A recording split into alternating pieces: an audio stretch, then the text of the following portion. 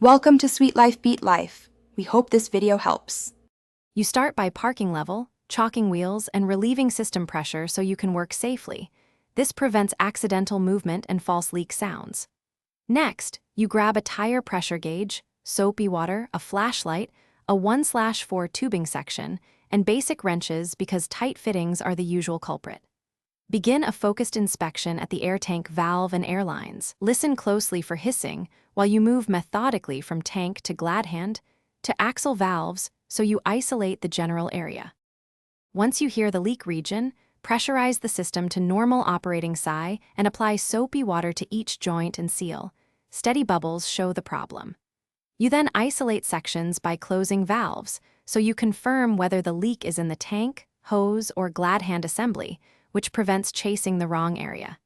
If you suspect a short hose or fitting, swap in a 1/4 tubing test section or tightened fitting temporarily to see if pressure holds. This proves the fix before permanent replacement.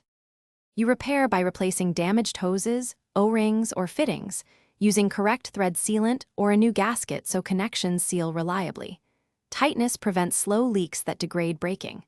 Once replaced, repressurize to normal operating psi and monitor pressure for 10 to 15 minutes while rechecking with soapy water. This validates the repair. If pressure still drops or bubbles recur, inspect the tank and internal valves, because regulators or internal leaks need deeper service. If unsure, get a qualified technician. Thanks for watching. Consider subscribing if we helped you.